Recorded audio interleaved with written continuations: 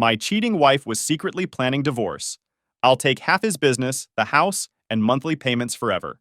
She laughed. He's too dumb to see this coming. So instead, I served her a cold dish of revenge, and now she is begging. Hey everyone! Before we jump into today's video, I need your help. We've noticed the channel is losing some traction, and subscribing is one of the best ways you can support us. It's quick, free, and it helps us keep bringing you awesome content. Your support means the world. Let's keep this channel growing together. Thanks so much. Now let's start the video. TLDR. Wife planned divorce strategy with life coach while cheating with photographer, thinking she'd get half my ice cream business assets. I discovered their private planning, protected my assets, and documented her financial waste and adultery. Court settlement held her accountable for her choices. She received minimal assets and owed money for misused funds, while I kept the business I built, and now she is saying she is sorry and begging for my help. Background. I, 36 male. And my story starts in the most unlikely place. With ice cream. My grandfather owned a small ice cream truck route in Portland that barely kept him afloat. When he passed, I inherited 3 broken-down trucks and $40,000 in debt. Most people would have sold everything and walked away. I almost did. Those first 6 months were brutal. I'd wake up at 4 a.m. to prep inventory, spend 8 hours driving routes through Portland's neighborhoods, then stay up until midnight, fixing whatever had broken that day. The trucks were disasters. Constantly overheating engines, dying refrigeration units, electrical systems held together with electrical tape and prayer. Portland's food scene was changing rapidly in those early days. Food trucks were becoming trendy, but ice cream trucks were still seen as kid stuff, cheap novelty items that played annoying jingles. I knew I had to be different. While other ice cream operations focused on basic soft serve and prepackaged treats, I started experimenting with artisanal approaches. I taught myself commercial kitchen regulations, spent weekends at culinary trade shows, and slowly built relationships with local suppliers. Portland's culture of supporting local businesses became my lifeline. Instead of mass-produced ice cream, I partnered with local dairies. Instead of artificial flavors, I worked with urban farms growing unique ingredients. The transformation didn't happen overnight. Year 1, I barely broke even. Year 2, I hired my first employee. By year 5, I had 6 trucks and my first permanent location. The breakthrough came when I started targeting corporate events rather than just neighborhood routes. 15 years later, I own a fleet of 18 gourmet ice cream trucks covering the greater Portland area, plus 2 brick-and-mortar shops. We specialize in artisanal flavors and high-end events. Last year, we cleared $180,000 profit, and I employ 24 people year-round. Portland shaped everything about how I operate.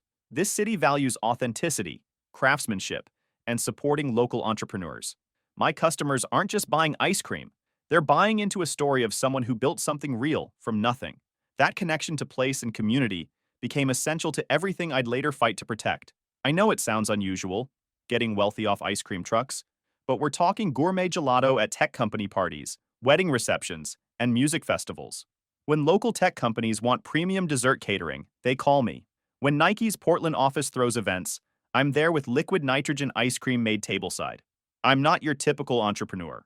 I still drive the routes sometimes, still know every mechanic in the city, still get my hands dirty fixing freezer units. But I built something real from nothing, and I was proud of it. Then I met Amber at a food truck festival. 3 years ago, Amber, 27 female, was working one of those lifestyle influencer angles. You know the type. Perfect Instagram feed, authentic living brand partnerships, the whole 9 yards.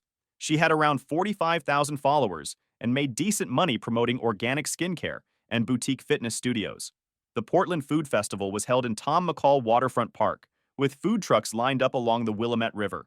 It was peak summer season, my busiest time of year. I was running our flagship truck, the one with our liquid nitrogen setup that always draws crowds. The festival was packed with Portland's typical mix of families, young professionals, and tourists trying to experience authentic Portland culture. When she approached my truck, I initially thought she just wanted content for her feed. Portland influencers were constantly documenting the food scene, and ice cream trucks made for good visual content. But Amber was different. While other influencers would order, snap photos, take a few bites, and move on, she actually waited in line like a regular customer. "This is incredible," she said, after trying our lavender honey gelato. "How do you make it so smooth with liquid nitrogen?" Most people ask about the spectacle, the dramatic fog, the theater of it. She asked about the technique. We ended up talking for 20 minutes about crystallization, temperature control, and flavor infusion methods. She seemed genuinely fascinated by the science behind artisanal ice cream production. Most people see ice cream trucks as kids' stuff, she said, filming a video of our liquid nitrogen ice cream station. You've turned it into actual art. What impressed me wasn't just her questions, but how she listened to the answers. She asked about profit margins, scaling challenges, seasonal fluctuations, employee management. She understood business fundamentals in a way that surprised me. Here was someone who seemed to genuinely appreciate the complexity of what I'd built. Most people see ice cream trucks as kid stuff, she said, filming a video of our liquid nitrogen ice cream station. You've turned it into actual art. Red flag number one, Amber had never held a traditional job. The influencer thing was lucrative enough to fund her lifestyle, but it was all built on her looks and personality. No skills, no work ethic, just the ability to make protein smoothies look aspirational. But she was stunning. Mixed heritage, killer smile, the kind of woman who could make a paper bag look like haute couture. And she seemed to get what I'd built in a way most people didn't. We dated for 8 months before I proposed. During that time, I noticed she was incredibly status conscious, but in a subtle way. She'd research restaurants before we went, not for the food, but to make sure they were worth posting about. She'd ask detailed questions about my income, not directly, but through comments about planning our future together. The wedding cost $85,000. Her contribution? She negotiated promotional partnerships with vendors in exchange for social media exposure. Technically, she saved us money, but I still paid for everything while she got content for her feed. Looking back, I should have seen the pattern. Everything was transactional. The first 2 years of marriage were manageable. Amber played the role of supportive entrepreneur wife for her audience. She'd post behind-the-scenes content from our shops, film day-in-the-life videos featuring our home that I paid for, and built her brand around being married to a successful small business owner. Her follower count grew to around 90,000, and her rates for sponsored content increased accordingly. She was pulling in about $6,000 monthly from partnerships, which wasn't bad. But her expenses were astronomical. Everything had to be Instagram-worthy. Our furniture, her clothes, our vacations, even our groceries. She'd spend $300 at Whole Foods to film one healthy meal prep video, then order takeout because she didn't actually know how to cook the food she'd bought. The car I bought her had to be the right color for her aesthetic. The house we rented? She insisted on upgrading to a more expensive place because the kitchen wasn't photogenic enough. Every decision was filtered through how it would look to her followers. But the real issue was her complete disconnect from actual work. While I was managing trucks, dealing with health inspectors, training employees, and handling the 1,000 daily problems of running a food service business, Amber's biggest stress was whether her morning selfie got enough engagement. "Babe, you don't understand how exhausting content creation is," she'd say when I'd come home after a 12-hour day to find her still in bed at 3 p.m. I have to be on all the time. The entitlement was breathtaking, but it developed gradually. If I worked late during festival season, she'd complain that I was neglecting our relationship. If I suggested cutting back on expenses, she'd argue that her image was our brand and required investment. Then she met Sienna at a Women Entrepreneurs Networking event. Sienna, 42 female, was everything Amber aspired to become: wealthy, influential, and completely ruthless. She ran a high-end life coaching business for women, specializing in optimizing your relationship dynamics and claiming your worth. Her backstory was impressive. She'd divorced a successful consultant 2 years earlier and walked away with a substantial settlement. Now she taught other women how to maximize their relationship investments through her $3,000 coaching programs. The networking event was held at one of Portland's trendy Pearl District venues, the kind of place where successful women gathered to discuss authentic entrepreneurship while drinking $18 cocktails. Amber came home energized in a way I hadn't seen in months. "I met this amazing woman today," she told me, scrolling through business cards. "Sienna. She's built this incredible coaching empire, helping women optimize their relationships and business partnerships." "What kind of coaching?" I asked, genuinely curious. "Life strategy, relationship dynamics, how to ensure you're getting fair value for your emotional and professional investments." The terminology was already shifting. Instead of talking about our marriage, she was talking about investments and value optimization. Amber was obsessed with her from day one. "Sienna is amazing," she'd gush after their sessions. "She's teaching me how to think strategically about our partnership." "Partnership?" I asked. "I thought we were married."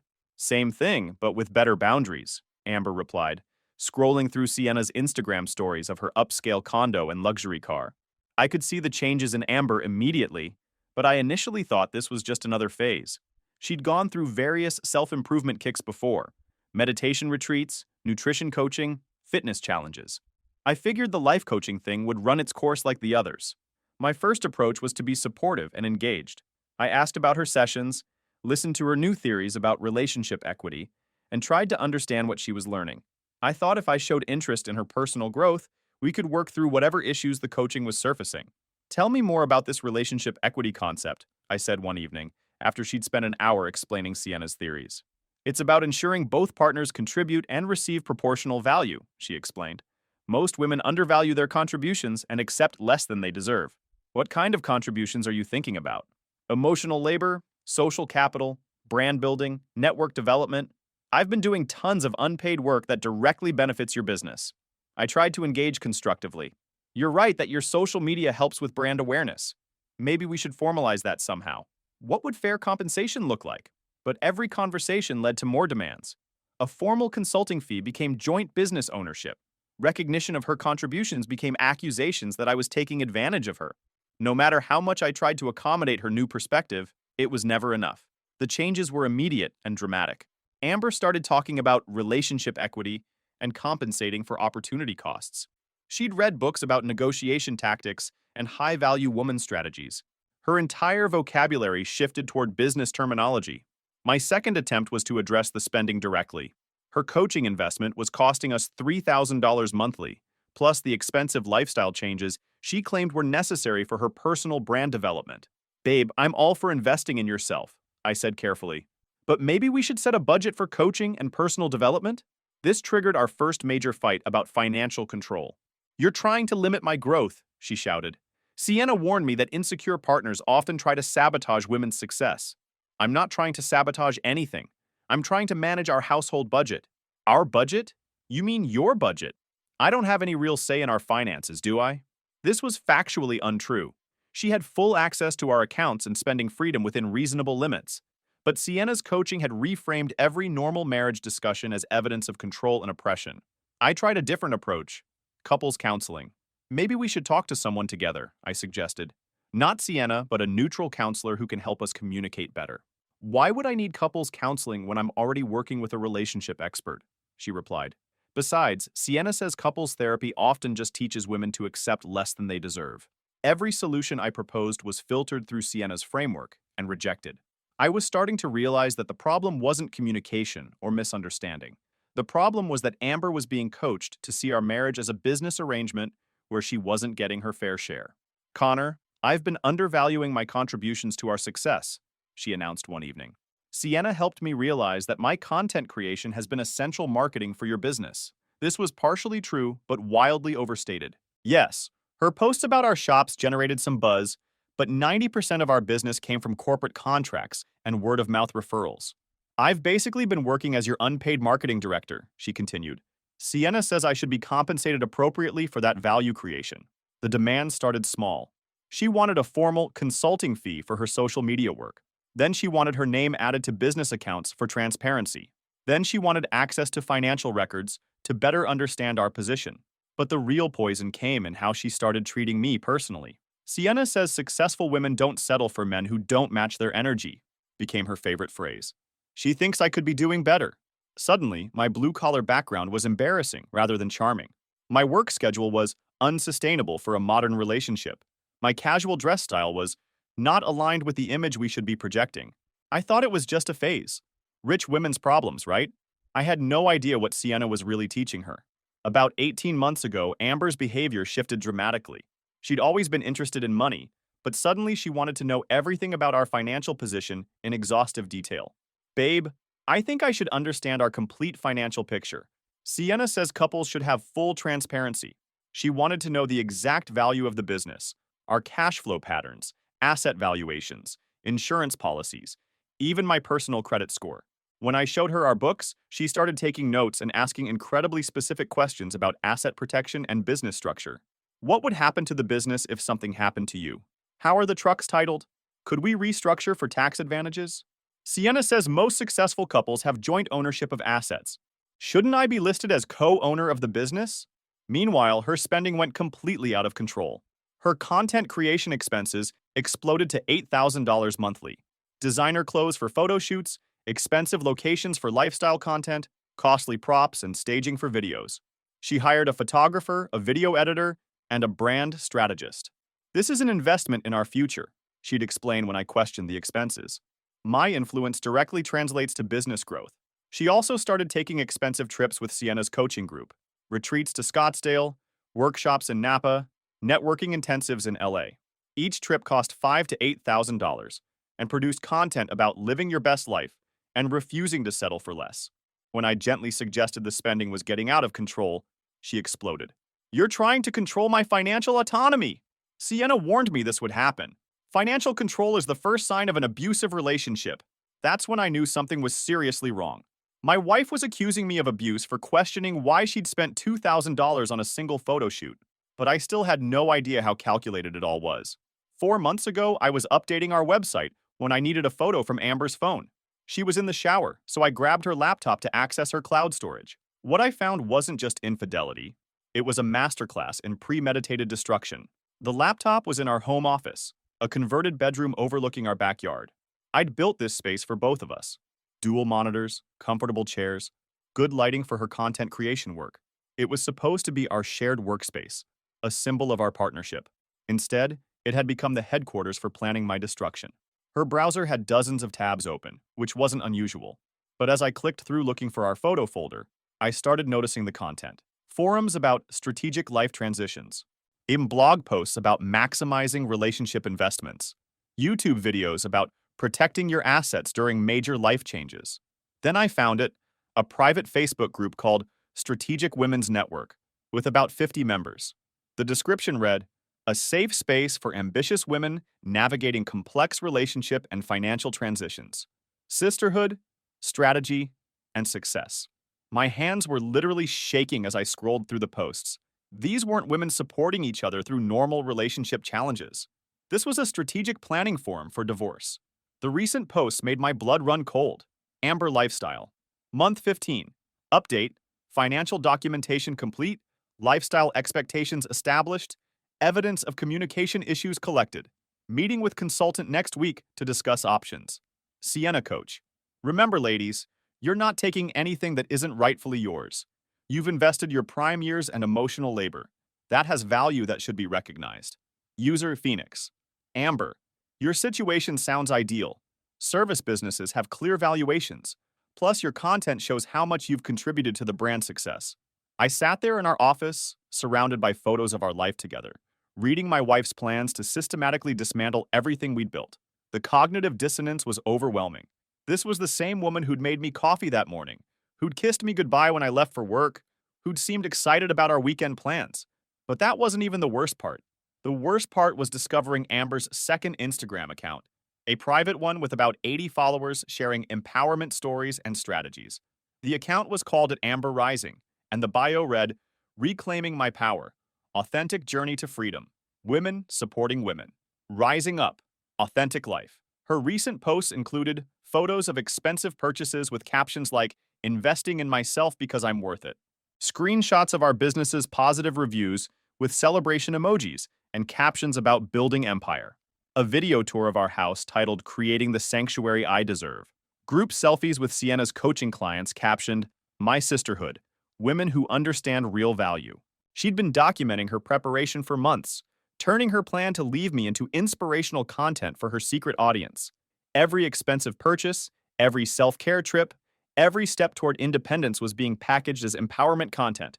The comments were worse than the posts. Dozens of women cheering her on. "You're glowing.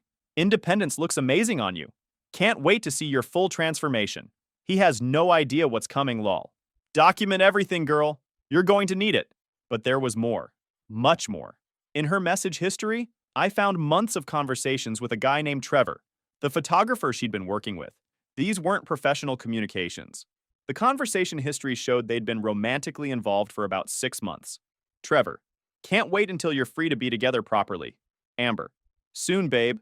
Just a few more months of playing the part." Trevor. "It's hard watching him touch you." Amber. "Think of it as an investment in our future. This will all be worth it when I'm collecting alimony, lol." The messages included photos, Intimate ones she'd send him from our bedroom, our bathroom, even from my truck during business events. She'd been conducting a full relationship with this man while sleeping next to me every night. Trevor wasn't some random affair. He was part of her complete exit strategy. They'd discussed traveling together, moving in together, starting a creative partnership for her social media brand. He was her replacement, already lined up and waiting. The group chat between Amber, Sienna, and several other women laid out their general approach. Sienna Coach. In Oregon, marriages over 3 years can qualify for spousal support. The key is documenting lifestyle contributions and any controlling behavior patterns. Amber Lifestyle. I've been keeping records of everything. Photos showing the lifestyle disparity when he's in work clothes and I'm dressed for events. Instances where he gets defensive about spending. User Wellness. Document everything that shows your essential role in the business. Social media metrics, client feedback, anything that proves your value add. Sienna Coach. Remember, you're not destroying anything. You're claiming your rightful share of what you helped build. Amber Lifestyle. Exactly. And once I'm free, Trevor and I can build the authentic brand I've always wanted. His photography will be perfect for my next phase. User Phoenix. How long until you pull the trigger? Amber Lifestyle. 3 years married will be perfect for support calculations. Probably right after our anniversary. The timing will be poetic LOL. I sat there in our shared office space, staring at these conversations, feeling like I was watching a movie about someone else's life. This woman I'd loved, provided for, and trusted was treating our marriage like a business acquisition to be optimized and liquidated. But I'm not the type to fall apart. When someone tries to destroy what you've built, you don't cry about it. You fight back smarter. But first, I made a critical mistake. For the next week, I was a wreck. I couldn't concentrate at work, barely slept, and found myself studying Amber's behavior for signs of her deception. Every smile felt fake. Every affectionate gesture seemed calculated. Every conversation felt like performance art. My initial instinct was confrontation. I wanted to print out everything I'd found and dump it on our kitchen table. I wanted to scream at her, demand explanations, force her to admit what she was doing. The betrayal was eating me alive, and keeping quiet felt impossible. But I knew a direct confrontation would just accelerate her timeline. If I revealed that I knew about her plan, she'd file for divorce immediately, possibly with claims that I'd invaded her privacy or was becoming unstable. I'd lose any strategic advantage. So I tried a different approach, being the perfect husband. My logic was simple. If Amber was planning to leave because she felt undervalued or unsupported, maybe I could win her back by being everything she claimed to want. If her complaints about our relationship had any validity, I'd address them proactively. I started bringing her coffee in bed every morning. I planned surprise date nights at the trendy restaurants she loved posting about. I bought her flowers, complimented her content, and asked more questions about her coaching sessions with Sienna. You seem really energized by this personal development work, I said over dinner at one of Portland's most Instagram-worthy restaurants. Tell me more about what you're learning. It's just nice to feel supported in my growth, she replied, taking photos of her perfectly plated seafood. Sienna says most partners feel threatened when women start claiming their power. I don't feel threatened. I want you to be successful and fulfilled. That's what you say now, she said, not looking up from her phone as she edited photos. But actions speak louder than words. I doubled down on the effort. I gave her a $5,000 investment budget for her content creation. I offered to feature her more prominently in my business marketing. I suggested we plan a European vacation for her to create travel content. Nothing worked. Every gesture was met with skepticism or dismissed as too little, too late. The coaching had poisoned her perspective so thoroughly that my attempts at improvement were seen as manipulation. You're only being nice because you sense me pulling away, she said during one of our therapy-adjacent conversations. Sienna warned me that controlling partners often love bomb when they feel their grip loosening.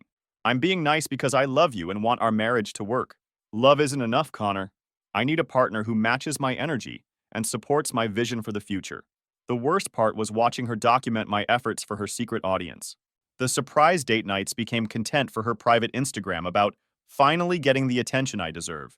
The flowers I bought her were photographed with captions like, training him to appreciate me. My attempts to save our marriage were being reframed as evidence that her strategy was working. 2 weeks of playing the perfect husband only made things worse. Amber became more entitled, more demanding, and more convinced that she deserved better than what our marriage offered. Instead of winning her back, I was inadvertently providing her with evidence that she could manipulate me. The final straw came when I found a new post in her secret Facebook group, Amber Lifestyle. Update: He's definitely sensing something. Started love bombing hard. Fancy dinners, gifts, suddenly interested in my personal growth. Textbook controlling behavior when they feel you slipping away. Sienna was right. This just confirms I'm making the right choice. Sienna coach. Classic pattern. The fact that he can be this attentive when motivated proves he was choosing not to before. Document everything. This desperate phase will be useful evidence. User Phoenix. How pathetic. Trevor would never treat you like an afterthought until he felt threatened. I was trying to save my marriage, and they were using it as evidence against me. Every loving gesture was being weaponized in service of her exit strategy. That's when I realized the truth. There was no fixing this. Amber didn't want our marriage to improve. She wanted it to fail. She needed it to fail, because failure justified her plan to take half of everything I'd built. Time to show them what real strategic planning looks like. The next 6 weeks were the most difficult acting job of my life. I had to pretend everything was normal while secretly protecting my assets and documenting Amber's betrayal. The irony wasn't lost on me. I was now doing exactly what Amber had been doing for months. The difference was that I was protecting something I'd legitimately built from someone trying to steal it, rather than plotting to destroy someone who'd supported me. First, I hired an excellent divorce attorney in Portland, a woman named Rachel, who specialized in business asset protection and had experience with social media evidence. Her office was in one of downtown Portland's glass towers, the kind of place that screamed competence and cost serious money. I need to show you something, I said during our initial consultation, placing printed screenshots on her mahogany conference table. Rachel had handled hundreds of divorce cases, but her eyebrows still raised as she reviewed Amber's social media planning and affair documentation. Your wife doesn't understand the legal implications of what she's been doing, Rachel said after 30 minutes of review. We're going to use her own documentation against her. Is what she's planning even legal? Planning a divorce isn't illegal, but documenting it as a strategic extraction while conducting an affair and wasting marital assets? That creates significant legal problems for her. Rachel's strategy was methodical and comprehensive. We spent 3 hours in that first meeting outlining every aspect of protection and counter documentation I'd need to implement. Step 1 was protecting the business. This required restructuring my business ownership in ways that were legitimate but strategic. I brought in my cousin Mike as a minority partner with a genuine $50,000 investment in exchange for 15% ownership. Mike had always wanted to get into food service, and this gave him a stake in something real while protecting my majority control. The restructuring wasn't just about ownership percentages. We created detailed operating agreements that specified management roles, profit distribution, and decision-making authority. These documents clearly established that Amber had never been involved in business operations, financial management, or strategic planning. We also gathered extensive documentation proving that Amber's social media contributions were minimal to our actual revenue. I pulled corporate contracts, event booking records, client testimonials, and financial statements showing that our growth came from operational excellence, not Instagram marketing. Food service businesses succeed through consistency, quality, and customer service, Rachel explained. Social media might generate awareness, but it doesn't create revenue. We'll demonstrate that clearly. But Rachel's real insight was in documenting the pattern of financial irresponsibility. She's been spending marital assets on personal branding and an affair, Rachel explained. In Oregon, that's considered waste of marital resources. It affects the final settlement calculation. Every expensive trip became evidence of financial waste. Every designer purchase for content creation was documented as non-marital spending. Every hotel room she'd shared with Trevor was cataloged as adultery-related expense. We built a comprehensive financial analysis showing that Amber had spent approximately $65,000 of our joint funds on activities that benefited only her personal brand and affair. This wasn't normal marriage spending. It was systematic diversion of resources for personal gain. We also started making legitimate business investments that I'd been putting off. The $120,000 expansion loan was for refrigeration equipment we genuinely needed. The $60,000 line of credit covered seasonal inventory purchases that would generate real revenue. These weren't fake debts. They were strategic timing of real business needs. In Oregon, marital debts get split between spouses, Rachel explained. But marital asset waste can be recovered from the responsible party. Your wife thinks she's getting half your assets, but she's also inheriting half your debts while owing reimbursement for her financial waste. The mathematics were beautiful. Amber was planning to claim assets while I'd be taking on strategic debt and recovering her wasteful spending. But the real masterpiece was building our own evidence file. Rachel connected me with a digital forensics expert who helped me legally document everything I'd discovered. We created comprehensive records of Amber's secret social media accounts, her affair with Trevor, and her planning with Sienna's group. The key is provable documentation, the forensics expert explained during our meeting in a downtown Portland cybersecurity firm. Screenshots can be disputed, but metadata and digital fingerprints are much harder to challenge. We also started monitoring our shared computer usage and recording conversations in common areas of our home. Oregon is a one-party consent state for recording, which meant I could legally document our interactions as long as I was present. Every cruel comment about my lack of ambition was recorded. Every dismissive response to my efforts at improvement was documented. Every conversation where she painted me as controlling or unsupportive was preserved for legal review.